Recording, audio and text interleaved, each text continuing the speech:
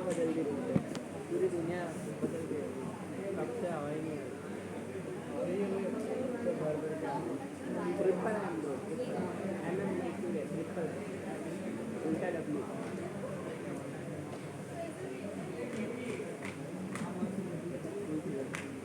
चलो झूला चला तू सो जाना बता मैं सोता नहीं हूँ, वो मैम को लगता है मेरी शक्ल से।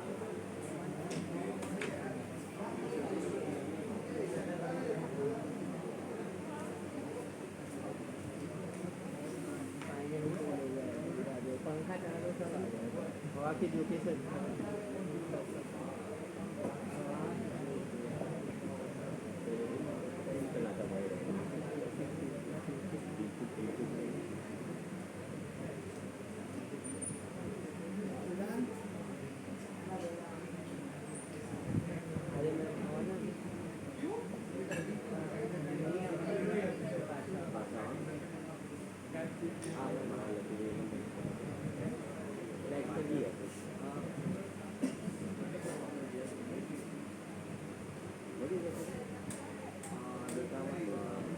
भगवान को काम करो, भगवान ये कहीं वो ऊँचा नहीं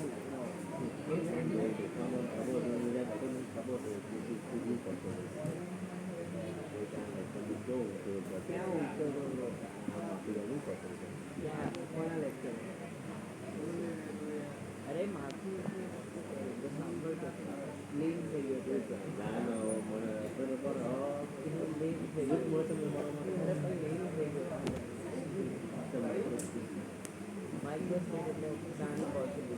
એક ડાઈટ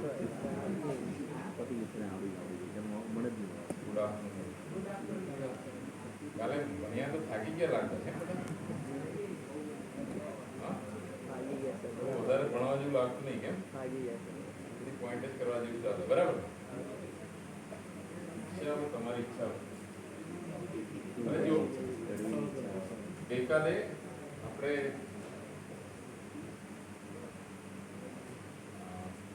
બોલ્ટમેન ડિસ્ટ્રીબ્યુશન લોની વાત કરતા હતા બરાબર મોટાભાગના પોઈન્ટ જે છે ડિસ્કસ કરી દીધેલા હતા અને એનો જે નીચેનો મેથેમેટિકલ પાર્ટ જે છે જે ડિરાઈવ કરવાનો થોડો આપણે બાકી રાખ્યું એને અત્યારે આપણે ડિસ્કસ નહીં કરતા મહેનત કરી લોકો ભાગી ગયા.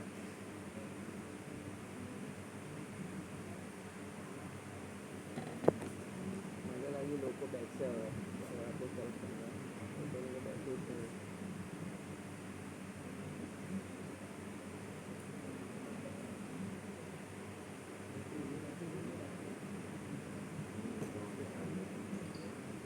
तो तीसरे वेकेशन जो है 3 वीक में वेकेशन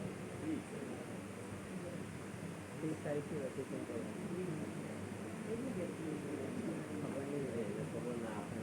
કાલે છે ને નેક્સ્ટ વીક બોલ્ટમેન ડિસ્ટ્રીબ્યુટ કરતા ચેક કરતા હતા आवाज के लिए लागे पीछे प्लान हो गया नहीं सारू सर बेचारा कितना वर्ष मेहनत કરી क्या भाई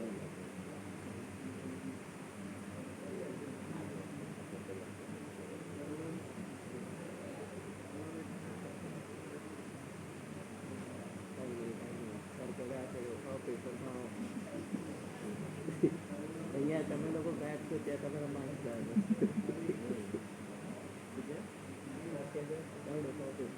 અહીંયા તમે લોકો જાય ત્યાં તમારા માણસ જાય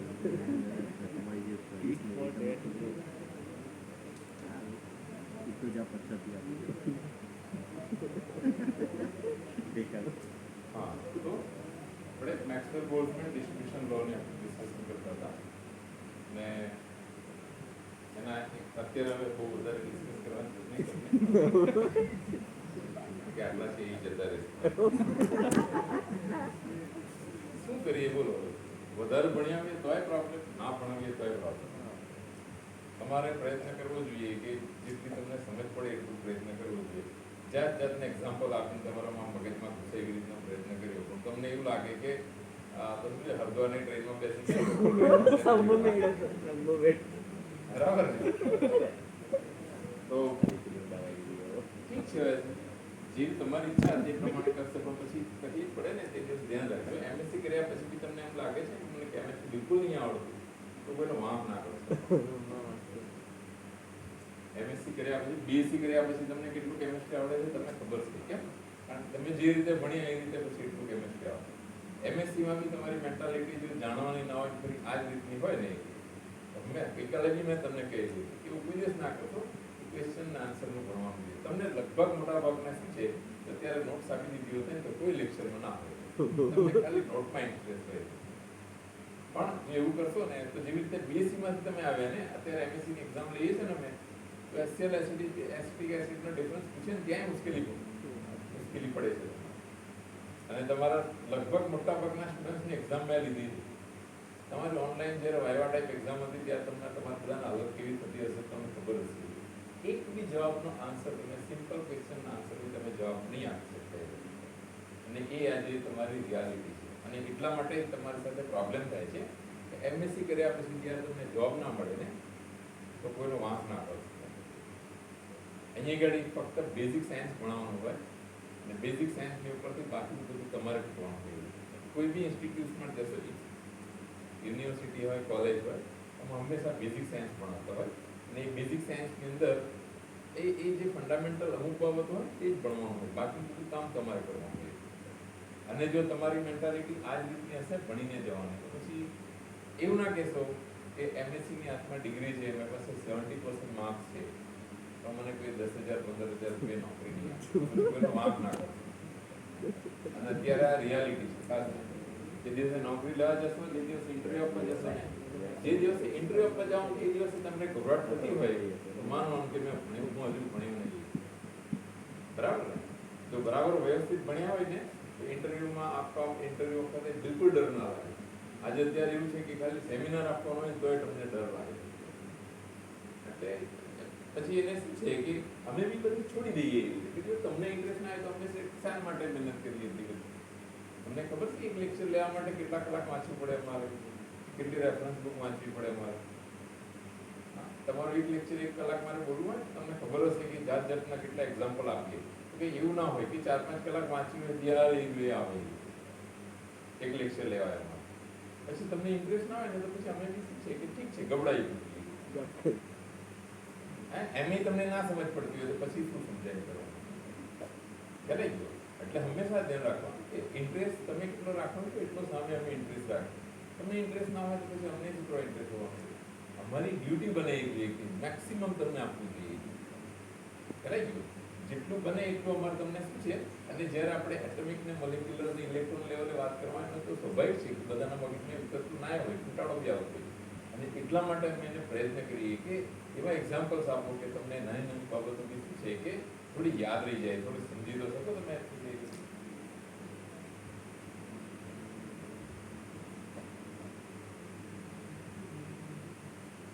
આ બધું આપણે શું છે કે ડિસ્કસ કરી લીધેલું હતું. મિનિમમ મેક્સિમમની કન્ડિશન જે છે એ આપણે ડિસ્ટ્રીબ્યુટ કરી લીધેલી હતી.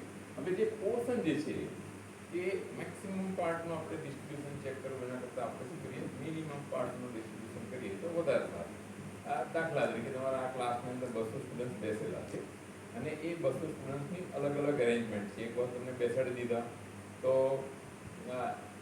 એક ડિસ્ટ્રીબ્યુશન મળ્યું તમને, ક્લાસમાંથી બધા છોકરાઓ નીકળી જાય, ફરી પાછા બેસાડીએ તો ડિસ્ટ્રીબ્યુશન ચેન્જ થઈ ગયું તમારું, અલગ વેઝની અંદર તમે બેસી ગયા હશો. તો આટલા આખા હોલની અંદર બેસેલા બધા જ છોકરાઓનું એક સાથે ડિસ્ટ્રીબ્યુશન ચેક કરવા જઈએ તો મુશ્કેલી પડે. એના કરતાં બેટર એ જોઈએ કે એક પોર્શનમાં બેસેલા છોકરાઓ જે છે એનું ડિસ્ટ્રીબ્યુશન ચેક કરી લઈએ કે એ ભાઈ અલગ અલગ કેટલી પોઝિશનની અંદર એમાંથી કેટલા માઇક્રોસ્ટેટ્સ તમને મળે છે. અને પછી એને શું છે કે દરેકની અંદર અલગ અલગ આવતું હોય તો બધાને એડ કરી દઈએ, બધામાં સરખું આવતું હોય તો મલ્ટીપ્લાય કરી દઈએ. બરાબર? એ જે છે એ કરવાનું છે આપણે. ખ્યાલ કે આખાનું બધું જે કરીએ એના કરતાં એક નાનો પોર્શન લઈ લેવાનું, એનું ડિસ્ટ્રીબ્યુશન ચેક કરો. અને પછી માનો કે અહીં ઘડી 100 ખુરશી છે તો 10-10 ના 10 ગ્રુપ બનાવી દો તમે, તો 10નું તમે ડિસ્ટ્રીબ્યુશન કરી નાખો. અને એવું લાગે કે બાકીના 9ની અંદર બી બધામાં સરખા પ્રમાણે થવાનું છે તો પછી શું છે કે એને 10 થી મલ્ટીપ્લાય કરી દો. બરાબર? અને માનો કે બધામાં અલગ અલગ ડિસ્ટ્રીબ્યુશન થવાનું છે પછી એકબીજાની અંદર એડ કરી દો. બરાબર? અને આવું શાને માટે કરવું પડે? તમને શરૂઆતમાં પહેલે દિવસે એક એક્ઝામ્પલ આપેલી. મારી પાસે એક પેન છે, તો એ પેનનું ટેમ્પરેચર હોય કે વોલ્યુમ હોય કે જે પણ તમે કરશો તો એ શું છે કે એક મેક્રોસ્કોપિક પ્રોપર્ટીઝ છે. હવે એને તમારે ટેમ્પરેચરનું અંદર એટોમિક લેવલે એનું તમારે કન્સિડર કરવાનું છે. તો આપણે આ શું કરશું, આ પેનને જે છે તે ડિવાઈડ કરી નાખશું ઇન પાર્ટ્સ, અને એને ડિવાઈડ કર્યા પછી એના એક પાર્ટ્સની અંદર જેને આપણે કહીએ છીએ એનઆઈ પાર્ટ્સ, જેને કહીએ છીએ ને આપણે, એટલે કે એક ith લેવલ એનો એક ભાગ જે છે એને આપણે પસંદ કરી દઈશું, અને એ એક ભાગની અંદર જેને આપણે આની અંદર ith લેવલ કહેતા હતા, અને એની અંદર પછી ઇલેક્ટ્રોનનું ડિસ્ટ્રીબ્યુશન કઈ રીતે થાય છે એ આપણે કેલ્ક્યુલેટ કરીને પછી એ બધાને 10 ભાગ કરીએ તો 10 ને આપણે જો એક સરખું હોય તો એને મલ્ટીપ્લાય કરી નાખતા હતા, 10 થી 10 ની અંદર અલગ અલગ હોય તો આપણે એને એડ કરી દેતા હતા. અને એ જ વસ્તુ અત્યારે આપણે ઘડી કરીએ છીએ. અને મિનિમાની અને મેક્સિમાની જે કન્ડિશન જે છે એ તમને મેં ગઈકાલે બતાવેલી છે કે એનું ડેરિવેશન જે છે એ ઇક્વલ ટુ તમે જો 0 લઈ લો ત્યાં તો પછી એ તમને પછી એને મલ્ટીપ્લાય કરવાનું શું કરવાનું તમને ખ્યાલ આવી જાય. સો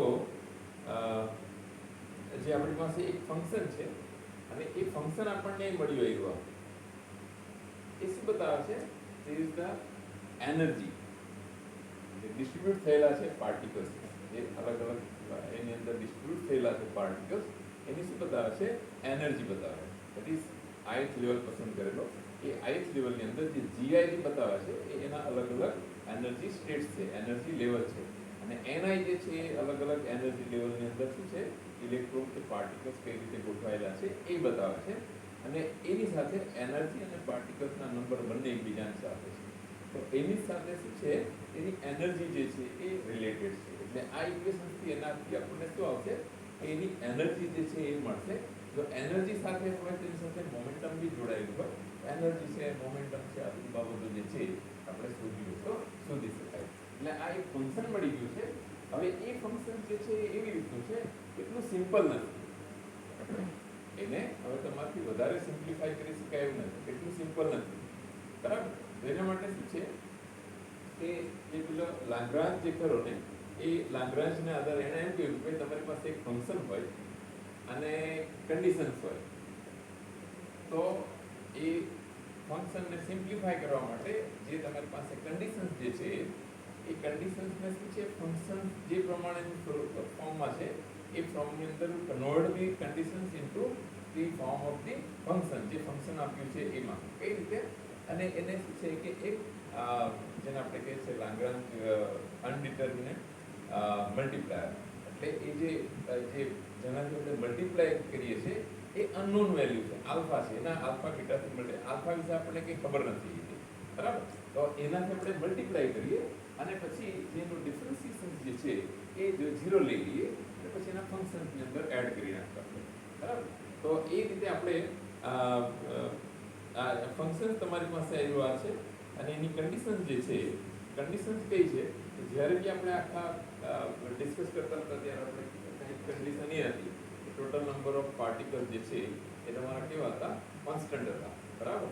અને ફિક્સ વોલ્યુમની અંદર તમે લેલું હતું, તો ફિક્સ વોલ્યુમની અંદર જ્યારે ફિક્સ નંબરના પાર્ટિકલ્સ હોય એની એનર્જી કેવી થઈ જાય, કોન્સ્ટન્ટ થઈ જાય. અને જ્યારે એ નંબર ઓફ પાર્ટિકલ્સ કોન્સ્ટન્ટ હોય, એનર્જી એની કોન્સ્ટન્ટ હોય, તો એની અંદરના ચેન્જ જે છે એ કેવો હોય, 0 આવતો. અને એટલા માટે એનું જે ડિફરન્સિએશન કરીને આ જે કરેલું આપણે ડીએનઆઈ કરેલું, હવે આની અંદર આ સેકન્ડ પોર્શનની અંદર ડીએનઆઈ જે કર્યું છે તો આપણે ડિફરન્સિએશન કર્યું છે શેનાથી, એનર્જી તો કોન્સ્ટન્ટ છે, મીન્સ કે એને તો બદલી શકાય છે નહીં આપણે, તો બદલાશે શું, that is number of particles જે છે એ તમારાથી ચેન્જ થશે. એટલે એનું આપણે વિથ રિસ્પેક્ટ ટુ એનઆઈથી આપણે એનું ડિફરન્સિએશન કર્યું. આ જે છે બતાવે છે તમને નંબર ઓફ એની એનર્જી કેટલી છે એ આ બતાવે છે નંબર ઓફ પાર્ટિકલ્સ જે છે, અને એનું ડિફરન્સિએશન કર્યું તો વિલ બી ઇક્વલ ટુ 0 આવી ગયું, બરાબર. અને એને તમે એક કોન્સ્ટન્ટથી મલ્ટીપ્લાય કરી દીધા.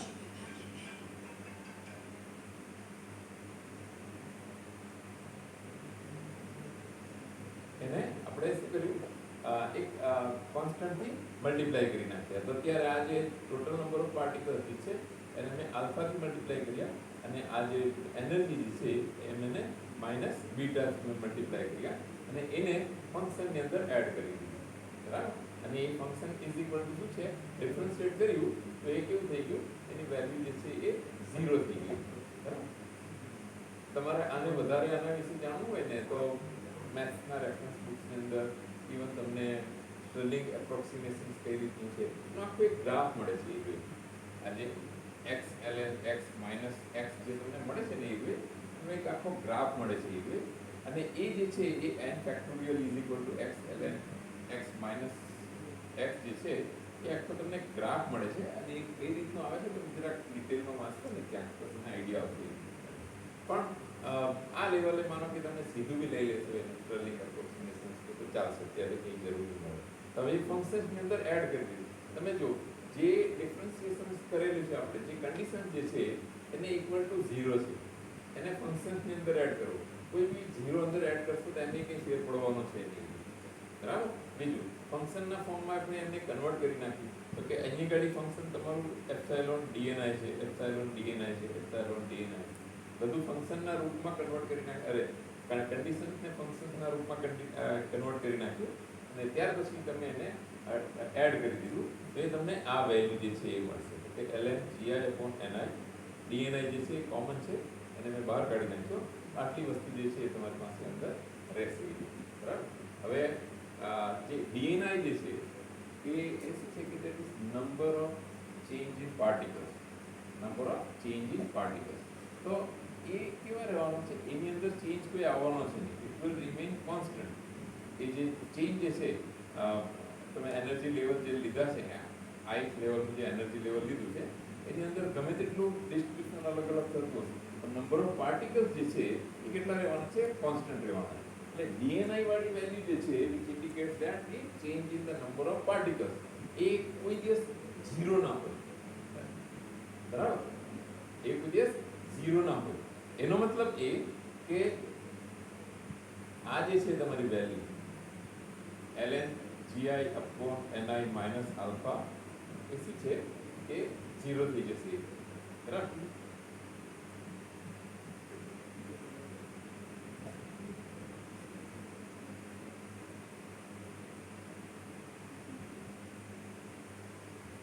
ટોટલ નંબર ઓફ પાર્ટિકલ્સ તમારા કેવા છે? ફિક્સ છે.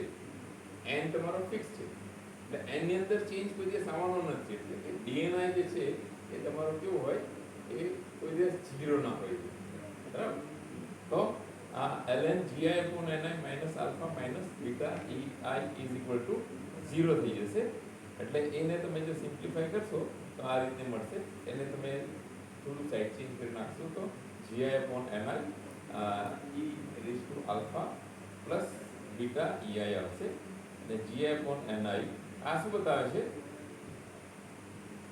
આ ni/gi gi/ni કહ્યું. હવે આપણે શું ચેક કરીએ છીએ? that is the number of particles distributed in gi energy spheres. આ ઊંધું બતાવે છે. એ આપણે શું છે આપણી પાસે gi energy states છે એની અંદર we want to check the distribution of particles ni. તો એ ni/gi કરવું પડે. એટલે એનો રેસિપ્રોકલ લેશો તો એ આવશે તમારું 1/e raised to alpha plus beta ei. તો એનો મતલબ એ કે number of particles in ith level એ તમારા છે ને બરાબર આવશે that is gi/e to the power alpha plus beta ei. હવે અત્યારે શું છે? આલ્ફા અને બીટાની વેલ્યુ બી આમ વધારે લંબાવવા જઈએ ને તો કઈ રીતે શોધવાનું છે એ આપણને મળે. દાખલા તરીકે s is equal two Boltzmann constant ln w. અને ln w શું છે? એ પ્રોબેબિલિટી છે. બરાબર? અને એન્ટ્રોપી જે છે એ શું છે કે એક પ્રકારનું ડિસ્ટર્બન્સ છે. અને પ્રોબેબિલિટી જે છે એ મેક્સિમમ ડિસ્ટ્રીબ્યુશન્સ બતાવે છે ln w. એ બંને એકબીજાને શું છે? સરખા છે. અને એના ઉપરથી તમારે બોલ્ટઝમેન કોન્સ્ટન્ટ આલ્ફાની વેલ્યુ અને બીટાની વેલ્યુ તમારે શોધવાની આવે. તો એ આલ્ફા અને બીટાની વેલ્યુ જે છે અત્યારે આપણે નહીં શોધતા પણ આ જે ફોર્મ્યુલા જે છે તમારી એ તમને બતાવશે અત્યારે કે how the number of particles distributed in ith level. બરાબર? So distribution of ni particles in gi energy level. હવે આલ્ફા અને બીટાનું શું છે કે આ કઈ રીતે એને ઇવેલ્યુએટ કરવાના છે એ લખેલું છે. પણ એને અત્યારે આપણે હું બતાવતો નથી. પણ but if you have total n numbers of particles, તો એની અંદરથી તમને શું છે આ જે n numbers of particles એનું ith લેવલની અંદર કેવી રીતે ડિસ્ટ્રીબ્યુશન થાય છે એના માટેની આ તમારી ફોર્મ્યુલા છે, બરાબર. આ વચ્ચેનો પોર્શન જે છે અત્યારે આપણે ડિસ્કસ નહીં કરતા એટલા કે કેવી રીતે આલ્ફા અને બીટાની વેલ્યુ એ શોધીએ. Beta is equal two 1/- kBT છે. પછી એની અંદર તમે બે એનર્જી લેવલ લેશો, એટલે બે એનર્જી લેવલની અંદર બી તમે આ કરશો. આ ઇક્વેશન તમે જનરલી જોયું છે n ટુ અપોન n ઓર બે એનર્જી લેવલની અંદર e raised minus delta E upon kBT. આ એકદમ ફેમસ ઇક્વેશન છે એટલા, બરાબર. તો ધીસ ધી આ ઇક્વેશન્સને આપણે શું કહીએ છીએ કે નીચેનો જે છે એ પાર્ટીશન ફંક્શન કહીએ છીએ, અને આ તમારું હવેની જે લિમિટેશન જે છે આ તો લિમિટેશન ના બતાવે તો ચાલે છે, પણ તમારી પાસે ક્વોન્ટમ મિકેનિક્સ છે અને ક્લાસિકલ મિકેનિક્સ છે. અત્યારે જે આપણે ડિસ્કસ કરીએ એ ક્લાસિકલ મિકેનિક્સની વાત કરતા હતા કે પાર્ટિકલ્સ વિઝિબલ હતા, પછી ડિસ્ટિંગ્વિઝેબલ હતા, બધાને આપણે કરતા હતા. હવે એની અંદર એક વસ્તુ જે છે તે એ કે કોઈ બી એટમ્સ લઈએ ને તો એની સ્ટેબિલિટી એ જે છે એ ના બતાવે. સ્ટેબિલિટી ના બતાવે એ શાના માટે? તો કે એણે શું કહ્યું કે પોઝિટિવ ને નેગેટિવ ચાર્જ એકબીજાની નજીક આવે, અને પોઝિટિવ નજીક એકબીજાની નજીક આવે તો એક સ્ટેજ એવો આવે એ ન્યુટ્રલ થઈ જાય. જો એવું થાય ઇલેક્ટ્રોસ્ટેટિક ફોર્સ જે કરો ને એને લીધે એકબીજાની નજીક આવે, અને જો એવું જો થાય તો જે આપણે એટમ કહીએ છીએ કે ન્યુક્લિયસની અંદર ઇલેક્ટ્રોન આજુબાજુ ફરતા હોય એવું બને જ નહીં, ચાર્જ ઝીરો થઈ જાય તો એનો મતલબ એ કે યુનિવર્સ જ ના હોય, બરાબર. પણ આ વસ્તુ જે છે કે ભાઈ ન્યુક્લિયસ કે પોઝિટિવ ચાર્જની ન્યુક્લિયસની આજુબાજુ ઇલેક્ટ્રોન ફરે કઈ રીતે છે એ કોણે બતાવ્યું? ક્વોન્ટમ સ્ટેટિસ્ટિક્સે બતાવ્યું. એટલે જે આપણે કહીએ ને ઇન્ટરફેરન્સ છે, આવી બધી બાબતો જે છે વેવ્સને લગતી, એ બધી બાબતો આ ક્લાસિકલ સ્ટેટિસ્ટિક્સ એક્સપ્લેન કરે છે. પણ ક્રોમ્પટન ઇફેક્ટ છે, ફોટોકેમિકલ ઇફેક્ટ છે, આવી બધી બાબતો જે છે જે ક્વોન્ટમ મિકેનિક્સ પર બેઝ પર છે, આવી બધી બાબતો જે છે એ ક્લાસિકલ મિકેનિક્સ એક્સપ્લેન નહીં કરતું. એની થોડી લિમિટેશન છે. આમ તો જનરલી કોઈ પૂછતા નહીં, તમને કોઈ પૂછી નહીં ત્યાં સુધી, પણ એમ કે જાણતા હોય તો ચાલે કોઈ વખત એકચ્યુઅલી એની વચ્ચેનો કેસ છે. એવી રીતે આપણે બીજું જે છે એ બોઝ-આઇન્સ્ટાઈન સ્ટેટિસ્ટિક્સ. તો એ બોઝ-આઇન્સ્ટાઈન સ્ટેટિસ્ટિક્સ જે ખરું તો એની અંદર જેમ આપણો મેઇન પાર્ટ જે છે તે કે that we are going to determine the number of distribution of number of particles. A particles atom હોય, મોલેક્યુલ્સ હોય, આયન્સ હોય, એની અંદર બી જે તો ઇલેક્ટ્રોન, પ્રોટોન હોય, બરાબર. પણ અત્યારે આપણે જનરલ એક યુઝ કરીએ છીએ કે પાર્ટિકલ્સ તરીકે કન્સિડર કરીએ છીએ, અને એ પાર્ટિકલ્સ કઈ રીતે ડિસ્ટ્રીબ્યુટ થાય. તો આપણે શું છે કે એક સિસ્ટમ પસંદ કરીએ, અને સિસ્ટમની અંદર જે કંઈક પાર્ટિકલ્સ, એક ગેસિયસ સિસ્ટમ લઈએ, એની અંદર ગેસિયસ મોલેક્યુલ્સ રહેલા છે, જેનું ડિસ્ટ્રીબ્યુશન કઈ રીતે થાય છે આપણે ચેક કરીએ માનીએ, બરાબર. એવી જ રીતે અત્યારે અહીં આગળ આપણે શું કરીએ છીએ કે એક સિસ્ટમ જે છે એ પસંદ કરી લીધી છે, અને એ સિસ્ટમને આપણે પછી શું કર્યું છે we have divided into parts, અને એ પાર્ટ્સની અંદર ડિવાઈડ કર્યા પછી તમને ગઈકાલે પણ મેં કહેલું હતું કે આપણું મેઇન કામ જે છે કે to calculate the how the particles distributed in the system, બરાબર. હવે પાર્ટિકલની પ્રોપર્ટીઝ અલગ અલગ છે, કોઈ જોઈ શકાય, કોઈ ના જોઈ શકાય, બરાબર. કોઈને અલગ તારવી શકાય, કોઈને અલગ ના તારવી શકાય, એના આધારે અલગ અલગ આ સ્ટેટિસ્ટિક્સ જે છે એ આવ્યા છે.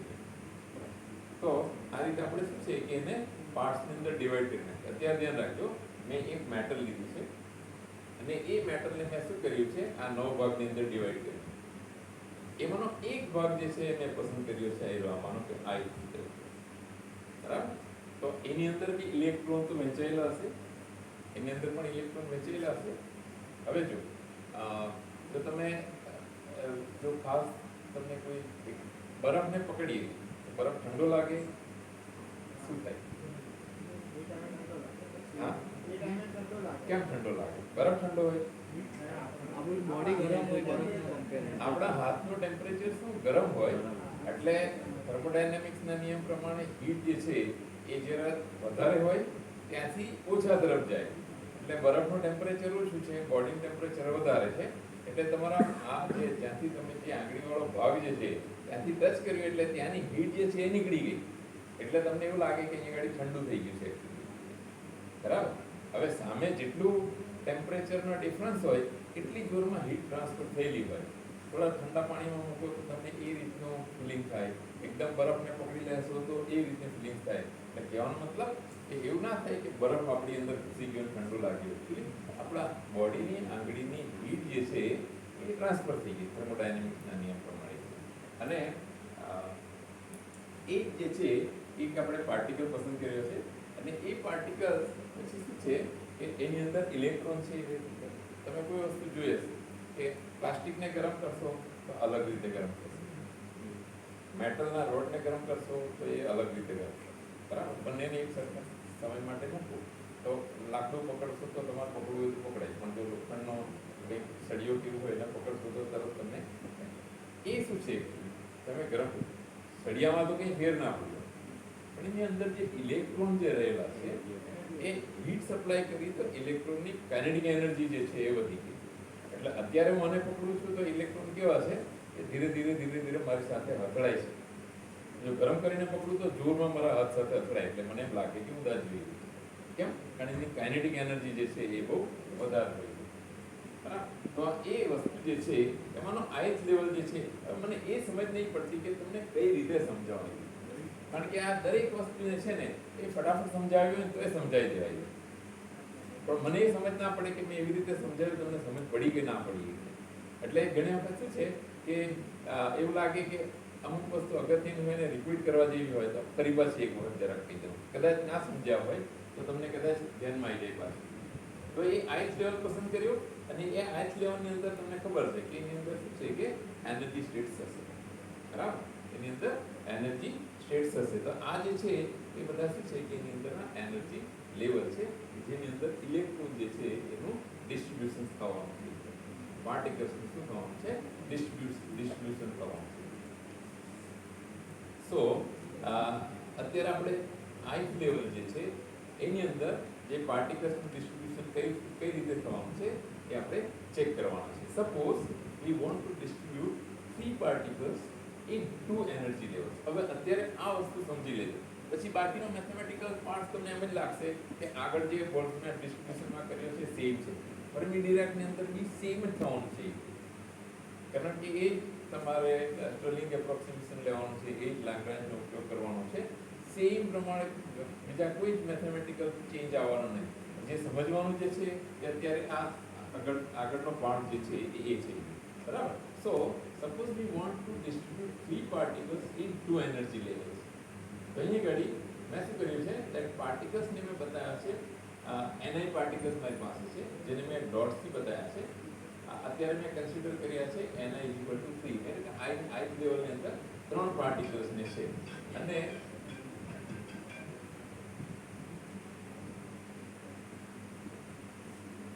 બરાબર. અને જે gi જે છે એનર્જી લેવલ જે છે સ્ટેટ્સ જે છે એને મેં શું છે બહારથી બતાવ્યા છે. બરાબર. અને એનર્જી લેવલ કેટલા લીધા છે? 2 લેવલ, 2 એનર્જી લેવલ લીધા છે. એટલે gi ની વેલ્યુ જે છે એ 2 છે. So for 2 energy levels 3 bar is required. બરાબર.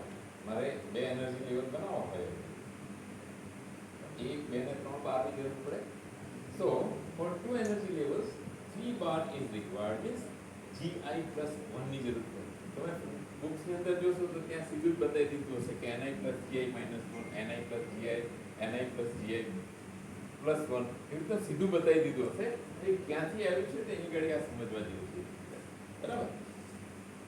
હવે ડીજનરેસીનો મતલબ શું થાય કે જે તમારી પાસે એનર્જી લેવલ જે છે એ એનર્જી લેવલ્સની અંદર કોઈ બી પાર્ટિકલ્સ ગમે ત્યાં ડિસ્ટ્રીબ્યુટ થવો હોય તો થઈ શકે.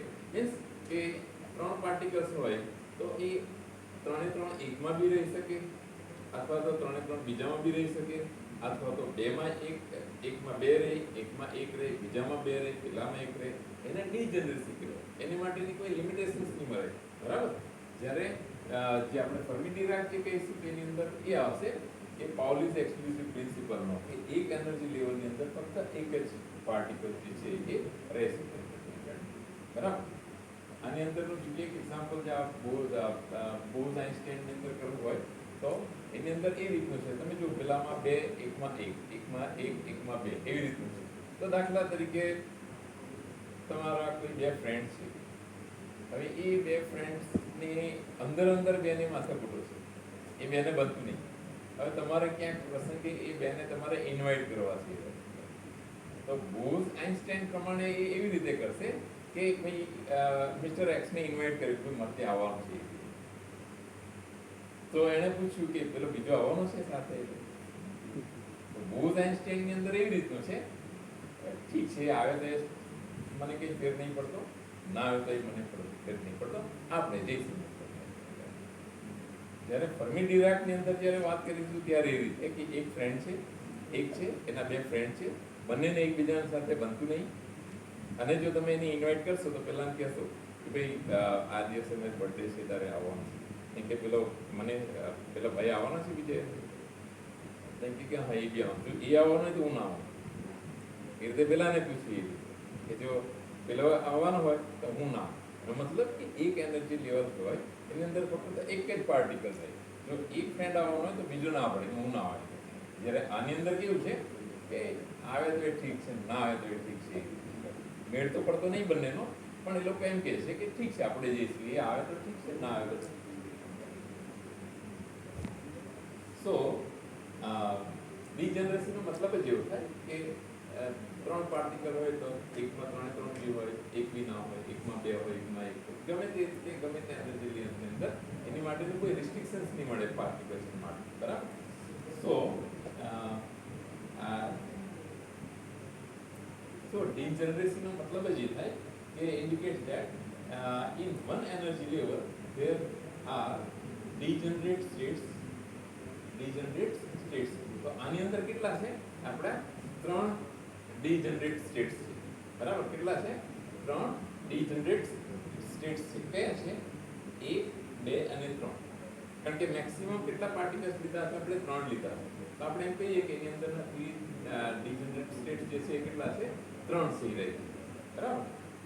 તો એની અંદર એવી રીતે બને કે એકની અંદર 1 હોય તો બીજામાં 2 હોય, બીજામાં 2 હોય તો 3 હોય, પેલામાં 1 પણ ના હોય, બરાબર. અલગ અલગ પ્રોબેબિલિટીઝ. સો if one contains 3 then બીજાની અંદર 0 હોય, પહેલાની અંદર 2 હોય તો બીજાની અંદર 1 હોય, એ રીતે ટોટલ એનું ડિસ્ટ્રીબ્યુશન જે છે એ આ રીતે કરેલું છે. 2 હોય તો 1 હોય, 1 હોય તો 2 હોય, 3 હોય તો 0 હોય, બરાબર. So the total number of positions to distribute 3 particles is 6. કઈ છે? 2 એનર્જી લેવલ છે.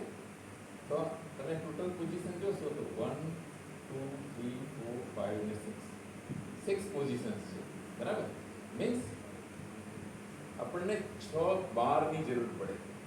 એ રિક્વાયર 6 બાર, બરાબર. GI ને આપણે બાર તરીકે દર્શાવે છે. તો આ બાર જે છે આ પ્રમાણે છે 1 2 3 4 5 6, બરાબર. હવે પાર્ટિકલ્સ તમારા ક્યાં આગળ ડિસ્ટ્રીબ્યુટ થવાના છે? તો કે આ જે પોર્શન જે છે એની અંદર થવાના છે. આ જે પોર્શન છે ને આની અંદર થવાના છે, બરાબર. એટલે આ બહાર જે છે એ તરફ તો ઇલેક્ટ્રિક પાર્ટિકલ્સ જવાના નથી. બીજું આ બહાર જે છે આ તરફ બી પાર્ટિકલ્સ જવાનું નથી. એટલે આ 1 અને આ 2, એ 2 બાર જે છે એ કેવા છે? એનાથી મીનિંગલેસ છે.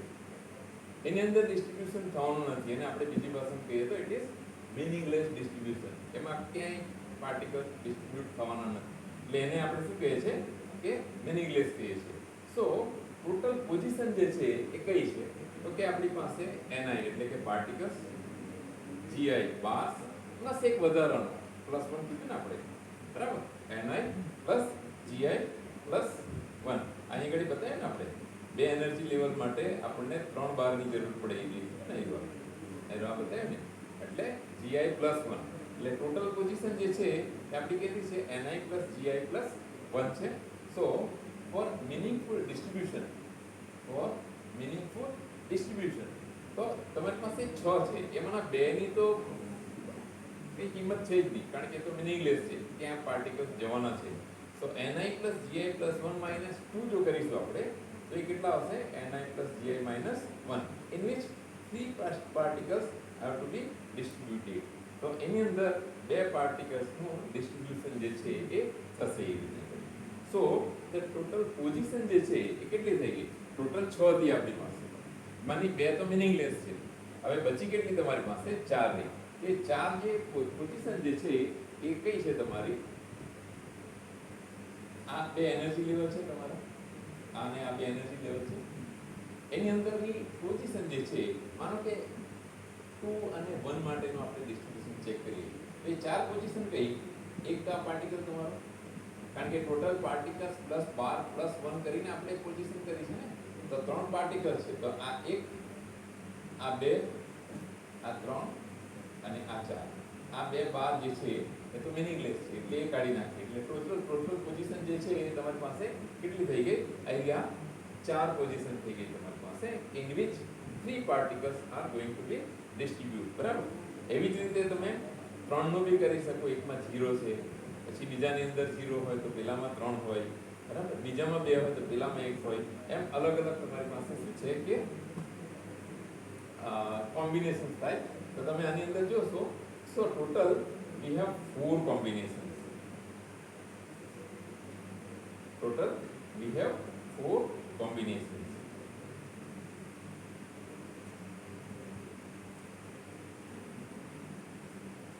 તો આ તમારે એને આ રીતે લખી શકાય કોમ્બિનેશન માટે બરાબર સો ટોટલ કેટલા છે 4 પોઝિશન્સ તમારા અને એની અંદર 3 પાર્ટિકલ્સ ને તમારે ડિસ્ટ્રીબ્યુટ કરવાના છે તો 4 ફેક્ટોરિયલ 3 4 1 ફેક્ટોરિયલ એ રીતે કરશો તમે તો આ 4 જે છે તમને મળી જશે સો ટુ ડિસ્ટ્રીબ્યુટ ni પાર્ટિકલ્સ અત્યારે આપણે કેટલા લીધા છે 3 પાર્ટિકલ્સ લીધા છે but we want to distribute ni particles because we have considered ith level ith block જે છે ને એને પસંદ કરેલો અત્યારે મેં તમને સિમ્પલ 3 પાર્ટિકલ્સ નું ડિસ્ટ્રીબ્યુશન કઈ રીતે થાય બતાવ્યું but actually we want to distribute ni numbers of particles ith block ની અંદર જે છે એના માટે so to distribute ni particles in ith compartment આપણને શું જોઈશે ni plus gi minus i ni plus gi minus i c ni that is combination ni હવે n જે છે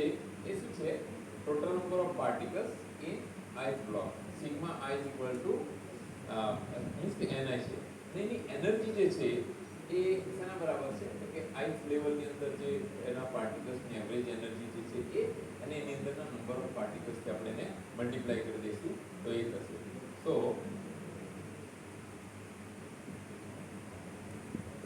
એ ith લેવલ નું તમે શું છે કે શોધી નાખ્યું માનો કે હવે તમારી પાસે બ્લોક તો કેટલા છે 1 2 3 4 5 i plus 1 up to n સુધીના છે તો મેં એકનું શોધી નાખ્યું અને એકનું શોધ્યા પછી જો બધાના સરખા હશે તો હું એડ કરી દઈશ બરાબર અથવા તો અલગ અલગ હશે તો હું 1 + 1 + 1 કરીને ટોટલ 9 સુધી કરી દઈશ લગભગ બધાનું સરખું હશે તો મલ્ટીપ્લાય કરી દઈશ તો એ રીતે હું એનું શું છે કે ડિફરન્ટ વેઝ ની અંદર તમારે કોમ્બિનેશન ચેક કરવું હોય તો થઈ જશે બરાબર તો આને મલ્ટીપ્લાય કરો ક્યાં તો પછી એને તમે કમ્બાઈન કરો તો એ રીતે મળશે so the number of different ways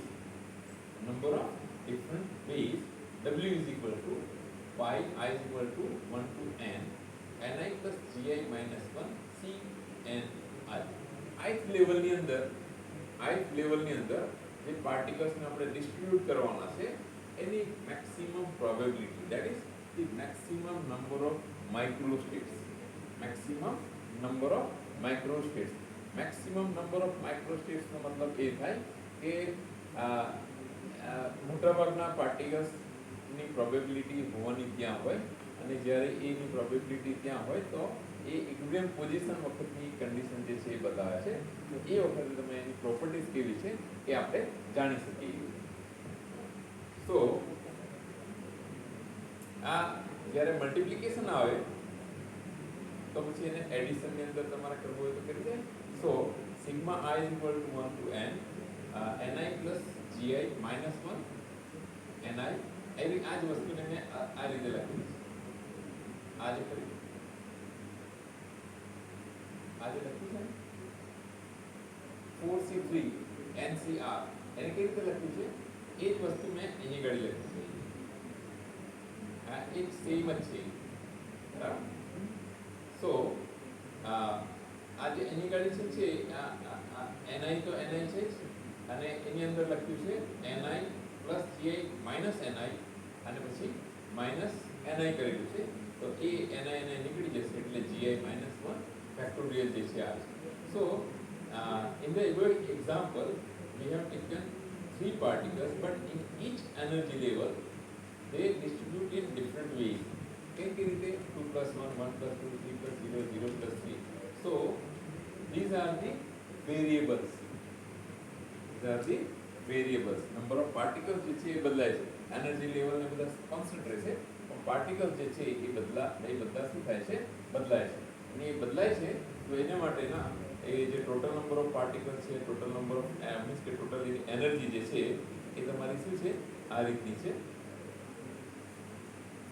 so three particles છે the energy of these three particles is હવે અહીંયા ગાડી આપણે ત્રણ લીધા છે તો ત્રણ પાર્ટિકલ્સ ની એનર્જી કેવી હશે તો કે n1 ની e1 હશે n2 ની e2 હશે n3 ની e3 હશે એટલે કે આ પહેલો પાર્ટિકલ બીજો પાર્ટિકલ ત્રીજો પાર્ટિકલ ત્રણ પાર્ટિકલ્સ લીધા દરેકની એનર્જી હશે ટોટલ કરી નાખ્યું તો એ જે છે એ શું બતાવશે એની એવરેજ એનર્જી જે છે એ બતાવશે આ ત્રણ પાર્ટિકલ્સ માટે જો તમે i પાર્ટિકલ લીધા હશે તો ei બતાવવો પડે અને એના નંબર જે પાર્ટિકલ્સના નંબર જે છે એને જ બતાવો બરાબર સો we have one function and two conditions હવે મારે જે સમજાવવાનું હતું તે મેં સમજાવી દીધું હવે ફરી પાછું આપણી પાસે એક ફંક્શન આવી ગયું અને બે કન્ડિશન આવી ગઈ કઈ કન્ડિશન તો કે એક that is total number of particles should remain constant એક કન્ડિશન એ આવી અને બીજું જે છે તે એ કે ટોટલ એનર્જી જે છે એ કેવી થઈ ગઈ કોન્સ્ટન્ટ થઈ ગઈ બરાબર તો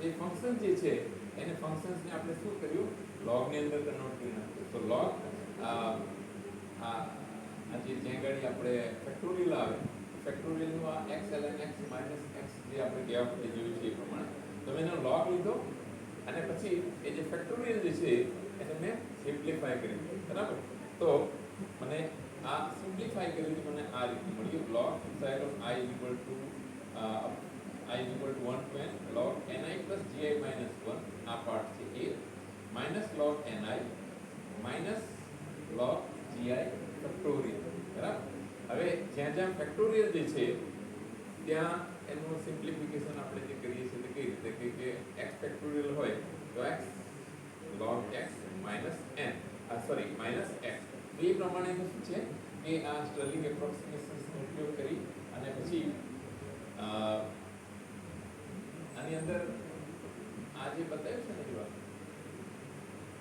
તો ni અને gi જે છે that is number of particles and number of energy level એ એટલા બધા છે આપણે જ્યારે એવોગાડ્રો નંબરની લેવલની વાતો કરીએ ત્યારે large number of particles and number of energy states બરાબર તો એની કમ્પેરિઝનમાં એક જે છે એ કેવો છે નેગ્લિજિબલ છે એવી રીતે તો એને આપણે શું છે એ કન્સિડર નહીં કરતા so log w is equal to epsilon I is equal to 1 to n log ni plus gi factorial minus log ni minus log gi factorial તો જ્યાં ફેક્ટોરિયલ જે છે એ આપણે એને એ ફોર્મમાં લખી દઈએ x ln x minus x ના ફોર્મમાં તો અહીં ઘડી જ્યાં જ્યાં ફેક્ટોરિયલ વાળી જે ટર્મ છે એને મેં લખ્યું ni plus gi factorial તો ni plus gi log ni plus gi minus ni plus gi અને log ni જે છે એને આપણે શું છે કે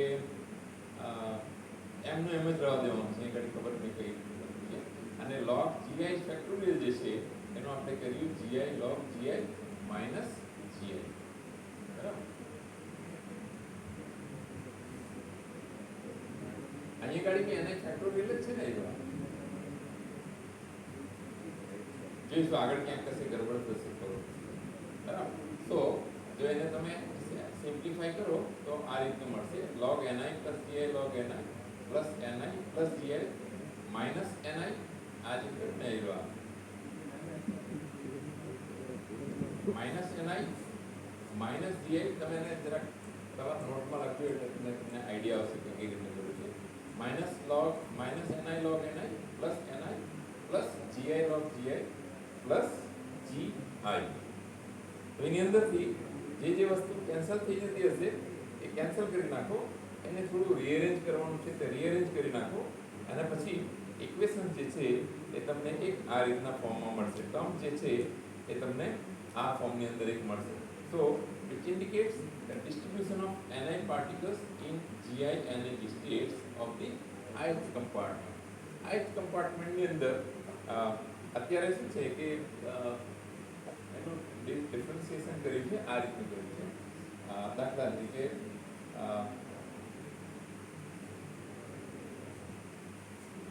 તરીકે આપણે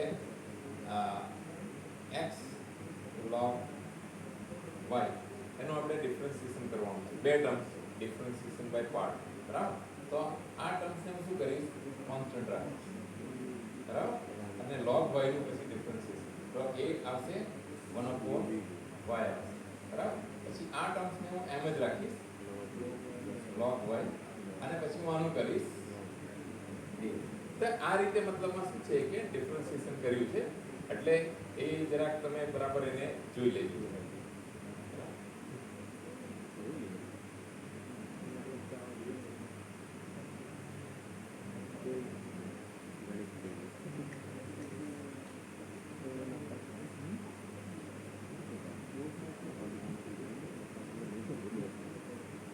તો એનાથી તમને શું છે કે એક ફંક્શન જે છે એ મળી ગયું. ત્યારે જે સિમ્પ્લિફાઈ કર્યું આપણે, સિમ્પ્લિફાઈ આપણને શું છે કે એક ફંક્શન જે છે એ તમને મળી ગયું. હવે તમારી પાસે બે કન્ડિશન છે, નંબર ઓફ પાર્ટિકલ્સની અને નંબર ઓફ એનર્જીની. હવે એ બે વસ્તુને તમારે શું છે કે જેમ પેલામાં એડ કરતા હતા એ તમે એને એડ કરી દો. એક કોન્સ્ટન્ટથી મલ્ટીપ્લાય કરો આલ્ફા બીટાથી અને એને ફંક્શનના ફોર્મમાં કન્વર્ટ કરી નાખો અને પછી એને ઇક્વલ ટુ 0 લઈ લો તમે અને પછી એને ફંક્શન્સની અંદર એડ કરી દો. જો ફંક્શન્સની અંદર એડ કરશો તમે તો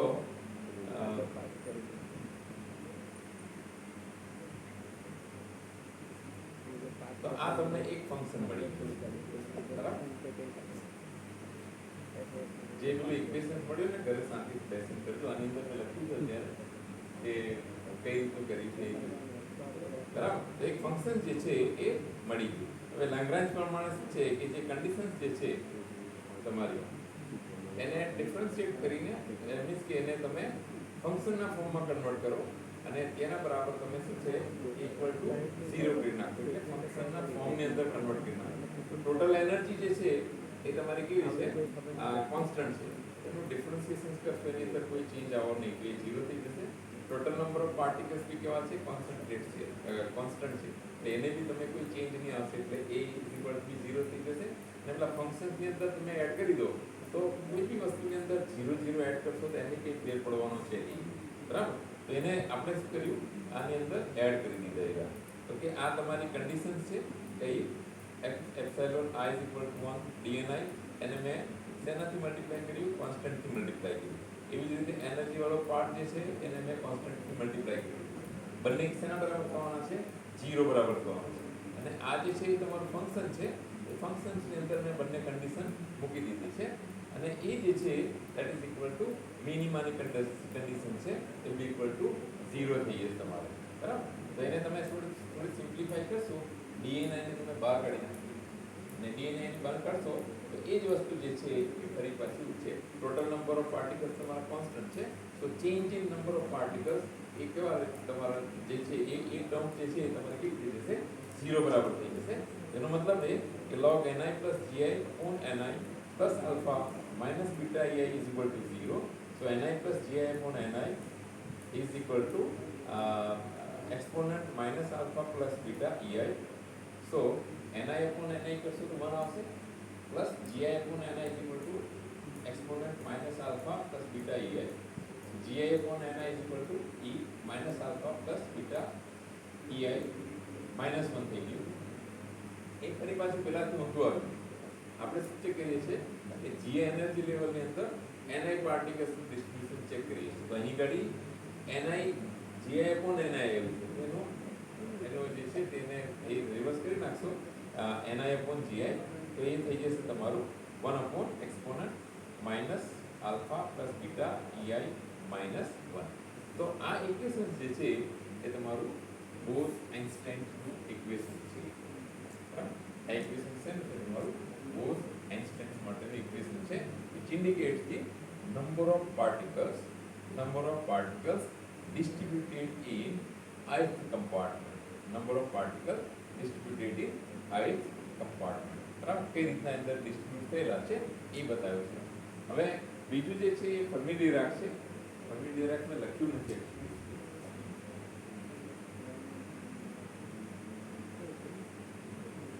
ફર્મી ડિરાકમાં મેં હજુ ડ્રોપ છે મેં પાસે લખ્યું નથી. એટલે ફર્મી ડિરાકની અંદર પણ એ જ કરવાનું છે કે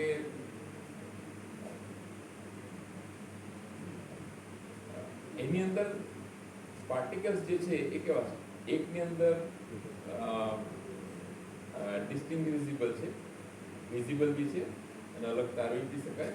પેલામાં કેવા છે? ઇનવિઝિબલ, અને જોઈ બી ના શકાય અને એકબીજાથી ડિસ્ટિંગ્વિશ બી ના કરી શકાય. બરાબર? પણ એમાં બે પ્રકાર છે. એકની એ સ્પિન જે છે એ અડધી છે, એકની સ્પિન જે છે એ કમ્પ્લીટ સ્પિન છે. તો આ કમ્પ્લીટ સ્પિન વાળા જે છે આપણે અત્યારે જ્યાં કર્યું હતું બોઝ-આઇન્સ્ટાઈન કરીને એની અંદર છે. ફર્મી ડિરાકની અંદર આવશે એટલે કે ઇલેક્ટ્રોન કે જેની સ્પિન જે છે એ અડધી છે. બરાબર? એ પેલા બે ફ્રેન્ડ જેવા છે. એકને બોલાવ્યો પણ બેને ભેટતા પડે તો પેલો ના પડે કે જો એ ના આવવાનું હોય તો હું ના આવી જઈએ. એટલે કે એક જ પાઉલી એક્સક્લુઝિવ પ્રિન્સિપલ કે એક એનર્જી લેવલ જો હોય એની અંદર ફક્ત એક જ પાર્ટિકલ અથવા તો એક જ ઇલેક્ટ્રોન જે છે એ સમાઈ શકે છે.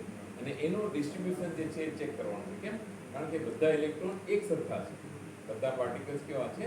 એક સરખા છે. એટલે એનું ડિસ્ટ્રીબ્યુશન ચેક કરવાનું છે. એનું એક્ઝામ્પલ જે મેં તમને હમણાં આપ્યું હતું એ પ્રમાણેનું છે કે 10 સ્ટુડન્ટ્સ હોય. બરાબર? 10 સ્ટુડન્ટ્સ કેવા છે? હા, માનો કે આ ક્લાસ જ લઈએ ને આપણે, તો ક્લાસની અંદર ડિપાર્ટમેન્ટની વાત કરીએ આપણે. ડિપાર્ટમેન્ટમાં માનો કે 5 ક્લાસ છે આપણી પાસે, અને એ 5 ક્લાસની અંદર દરેકની અંદર મેં માનો કે 25 ખુરશીઓ મૂકી દીધી. હવે એ 25 ખુરશીઓ મૂકી દીધી તો ડિપાર્ટમેન્ટને મેં 5 ક્લાસ કર્યું તો આખી સિસ્ટમ 5 ક્લાસની બની ગઈ કહેવાય. અને એ 5 ક્લાસની સિસ્ટમ બની ગઈ અહીં કરીને આપણે 9ની અંદર ડિવાઈડ કર્યું. ક્યારેક એક્ઝામ્પલ પણ છે કે ડિપાર્ટમેન્ટને આપણે 5 ક્લાસની અંદર ડિવાઈડ કરી નાખ્યું. દરેકની અંદર મેં શું છે 25 ખુરશીઓ મૂકી દીધી. તો એ 25 ખુરશી જે છે એ મારી શું છે? એનર્જી લેવલ થઈ ગયા, એનર્જી સ્ટેટ્સ થઈ ગઈ. હવે એ 25 ખુરશીની અંદર મારે સ્ટુડન્ટ્સને શું છે એ બેસાડવાના છે. એટલે કે મારે પાર્ટિકલ્સ જે છે એને એરેન્જ કરવાના છે, ડિસ્ટ્રીબ્યુટ કરવાના છે. તો એની અંદર એક જે છે લિમિટેશન જે છે એ કે મારી પાસે 25 ખુરશી હોય તો 25 ખુરશીઓ 26ને ના બેસાડી શકું. બરાબર? 26ને ના બેસાડી શકું. એટલે હવે શું થાય કે એ 25 સ્ટુડન્ટની અંદર માનો કે ક્લાસની અંદર 25ને બદલે 20 જ આવે, 20ને ગોઠવો હોય તો ગોઠવાય. પણ એ 20 ક્યાં બેસેલા છે મને ખબર નહીં. 5 જગ્યા ખાલી છે ને, એ ક્યાં બેસેલા છે મને ખબર નથી. બરાબર? એ 25 સ્ટુડન્ટ્સને જે 15 સ્ટુડન્ટ્સ આવ્યા છે એને હું પાછળ બહાર મોકલી દઈશ. ફરી પાછા આવીને બેસે તો કદાચ એવું બને કે એ સ્ટુડન્ટ ફરી પાછા એની જ ખુરશી પર ના બેસે, તો મારી પાસે અલગ ડિસ્ટ્રીબ્યુશન આવ્યું. તો આવી રીતની એ 15 સ્ટુડન્ટ્સ જે મેં 25 ખુરશીની અંદર બેસાડવાના છે તો એનું ડિસ્ટ્રીબ્યુશન કઈ રીતનું છે? તો એની મેક્સિમમ પ્રોબેબિલિટી કઈ? તો એને માટેના જે પેલા પાસા પાડીએ છીએ ને આપણે કે ભાઈ મેક્સિમમ પાસા પડવાની શક્યતાઓ કેટલી? તો 25 ખુરશી લીધી છે અને 15 સ્ટુડન્ટ્સ છે આપણા, એ 25 સ્ટુડન્ટ્સને અલગ અલગ સીટ પર બેસવા માટેની પ્રોબેબિલિટી કેટલી એ આપણે ગણવાનું છે. અને એ જે છે દેટ ઇઝ નંબર ઓફ, એને આપણે છે માઇક્રો સ્ટેટ્સ કહીએ છીએ. અને એ મેક્સિમમ પ્રોબેબિલિટી જે મળશે આપણને, નંબર ઓફ માઇક્રો સ્ટેટ્સ જે મળશે એ શું બતાવશે કે એ ઇક્વિલિબ્રિયમ કન્ડિશન બતાવશે. સિસ્ટમ તમારી ઇક્વિલિબ્રિયમ કન્ડિશન્સની અંદર મેક્સિમમ પાર્ટિકલ્સ જ્યાં ઘડે છે એ વખતે સિસ્ટમ તમારી શું હશે? ઇક્વિલિબ્રિયમ કન્ડિશનની અંદર હશે. અને એ ઇક્વિલિબ્રિયમ કન્ડિશનની અંદર જ્યારે સિસ્ટમ હોય તો એ વખતેની પ્રોપર્ટીઝ જે છે એ તમે શું છે કે શોધી શકો.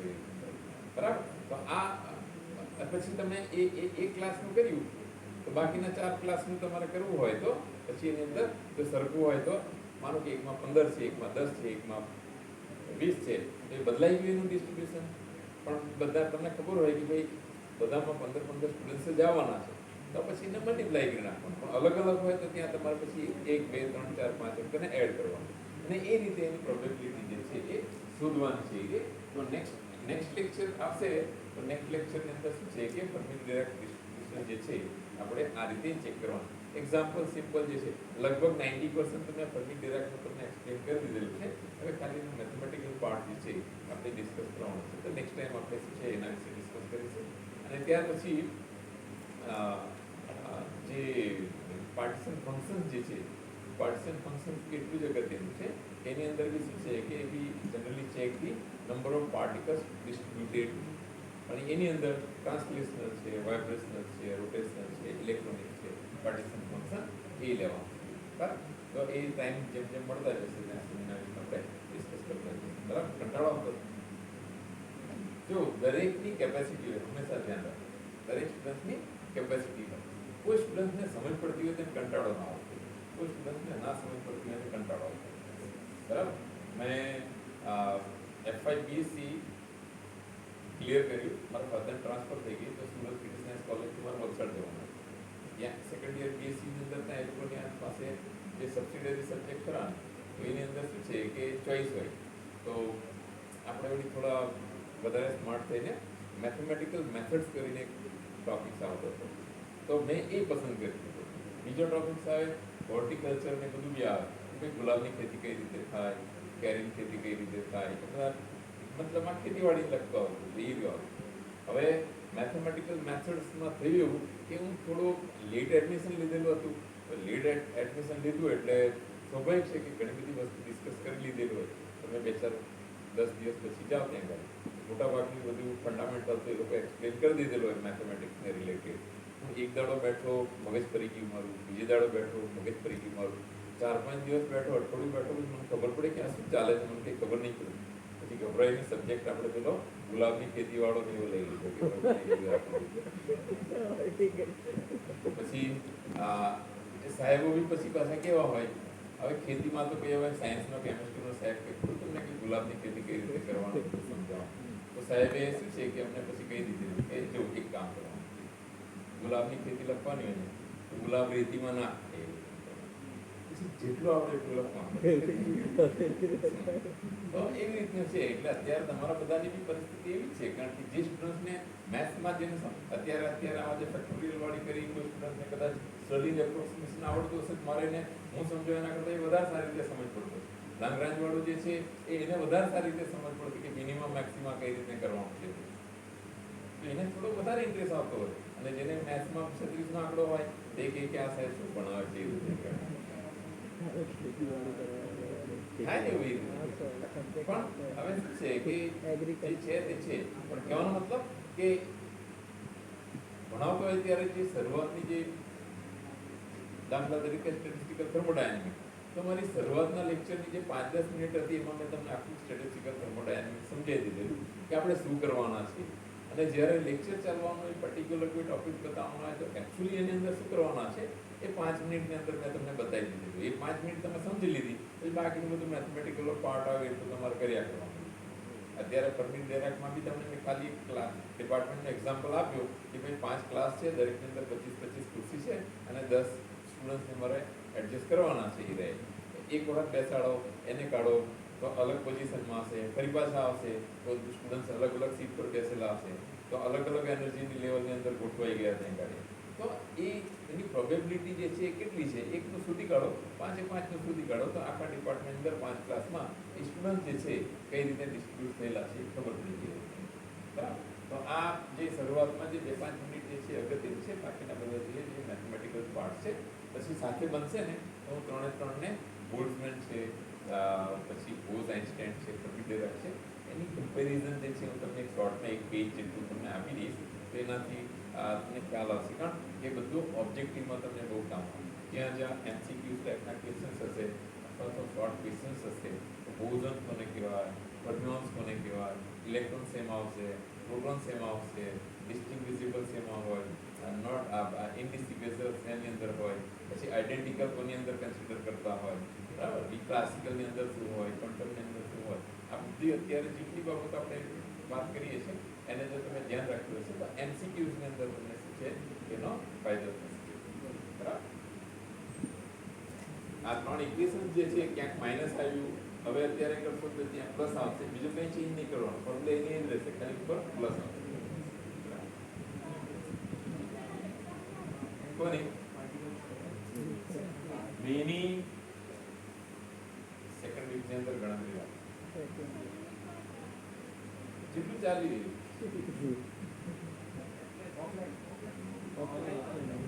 99% તો ઓફલાઈન જ હશે. જ્યારે ઓફલાઈન બધું ચાલતું હોય તો પછી ઓફલાઈન જ હોય, લગભગ તો ઓફલાઈન હશે અત્યારે. પણ અત્યારે શું છે કે અમે જ કરીએ છીએ, કારણ કે 26મીએ તો યુનિવર્સિટી ન્યૂઝપેપરમાં આપી દીધું કે તમારી એક્ઝામ છે. એ પેલા ઇન્ટરનલ તો પૂરી કરવી પડશે ને. હવે ઇન્ટરનલ પૂરી કરતાં બીજું બધું પૂરું કરવું પડે. બીજું બધું પૂરું કરવા જઈએ તો ઇન્ટરનલ તો જૂના એમાં બી ના લેવાય. એટલે અત્યારે શું છે કે દાખલા તરીકે આપણે મારી વાત કરીએ સ્ટેટિસ્ટિકલ થર્મોડાયનેમિક્સ, તો જે દિવસે જૂના સેકન્ડ વીક પર એના સેકન્ડ વીકમાં માનો કે તમારી એક્ઝામ લેવાય 8, 9, 10, 11 કે 5, 6, 7 વીક આજુબાજુ, તો એ દરમિયાન આપણી પાસે 30મી તારીખ સુધી હજુ થોડો ટાઈમ છે આપણી પાસે. કદાચ બને તો ઓનલાઈન ચાલુ કરે તો ત્યારે બી આપણી પાસે ટાઈમ હશે. તો જેટલું ચાલ્યું હશે ઓલમોસ્ટ એક બબે યુનિટ તો બધામાં પૂરા થઈ ગયા છે, લગભગ પૂરા થઈ જશે. તે બબે યુનિટની અંદરથી તમારી ઇન્ટરનલની એક્ઝામ જે છે એ લેવાઈ જશે. અને પછી અમને બી ખબર છે કે મારે માનો કે ઇલેક્ટ્રોકેમિસ્ટ્રી ડિસ્કસ કરો કે ક્વેશ્ચન પૂછવાનું, તો હું એ જ પૂછીશ કે જે મેં તમને એક્સપ્લેન કરી, જે વસ્તુ મેં નથી બતાવી એમાંથી શું ડ્રો પૂછવાનું. એટલે એ રીતની તમારી એક્ઝામ છે એ લઈ શકો. બોલો બીજું કઈ ડાઉટ? હજુ આ તો જસ્ટ તમે શું છે કે વિચારીએ છીએ કે જો 26 તારીખે જો એક્ઝામ હોય તો પછી શું છે કે તમારે ઇન્ટરનલ એના પહેલા કમ્પ્લીટ કરી શકે. વેકેશનની અંદર લગભગ આ રીતે ગણતરી કરવી પડે.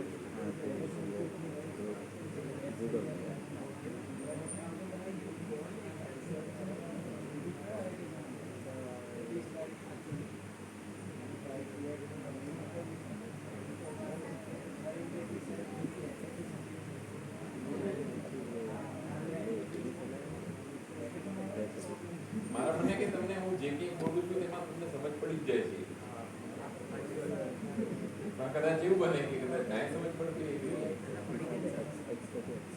બરાબર.